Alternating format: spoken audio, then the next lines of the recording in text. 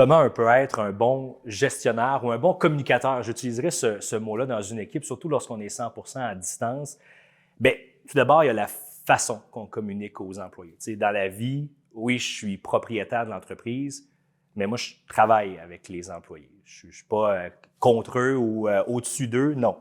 On travaille ensemble dans l'atteinte d'objectifs, puis j'engage des gens qui sont plus qualifiés que moi dans chacun des domaines dans lesquels ils travaillent. Donc, au final, pourquoi je les écouterais pas? Bien, il faut que je les écoute dans le travail. C'est sûr qu'au final, s'il y a une décision à prendre ultime où là, on s'astine sur un dossier, bien, ça se peut que je tranche puis je dise, je décide vers où on s'en va. Mais la majorité du temps, c'est une décision commune. Donc, bon communicateur, moi, ce que je dirais, c'est écoute tes équipes, parle avec eux, parle avec le terrain parce que souvent, les solutions viennent de sur le terrain et essaye de les faire cheminer vers la solution que tu penses peut-être bonne, c'est-à-dire pose des questions. Pourquoi on fait ça? Tu pensais faire ça? Ah non, je n'y ai pas pensé.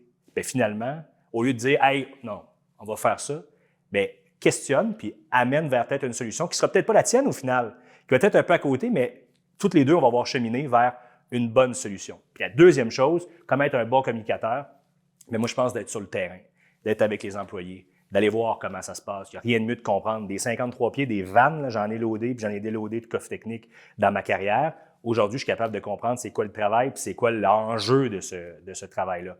Puis encore aujourd'hui, oui, j'ai moins de temps parce que, bon, je suis à la télé, puis j'ai ma job de bureau à faire, mais j'essaie d'être sur le terrain avec les employés, ou du moins de prendre le feedback. Je donne un exemple bien concret. L'été passé, j'étais sur Salut Bonjour l'été, donc moi, je me lève à 3h moins quart le matin pour faire Salut Bonjour. Par contre, mes employés étaient en festival et eux se couchaient vers 3 heures à peu près. Fait que moi, 3 heures moins quart, la première chose que je faisais, je prenais le téléphone, j'appelais mon directeur général, mon gestionnaire de projet. Puis, comment c'était, les ventes, les gens étaient-ils contents, tout ça. Bien, ça permet d'avoir un lien avec le terrain. Il semble qu'on n'est pas juste dans notre bureau en train de faire de la planification puis voir les prochains projets. On est aussi avec eux autres, puis on pense à eux aussi, même si on n'est pas sur le terrain concrètement. Puis quand j'ai la chance d'être sur le terrain avec mes équipes, bien, ça, c'est toujours un bonheur. Je reprends l'exemple du Centre Bell. Bien, Centre Bell, d'être là avec les gars de vie et les filles, de vivre cette expérience-là, bien, c'est le fun, c'est stimulant. Puis ça permet de communiquer notre message, communiquer nos objectifs, communiquer notre vision aussi, nos valeurs d'entreprise. Donc ça, c'est vraiment toujours fort apprécié.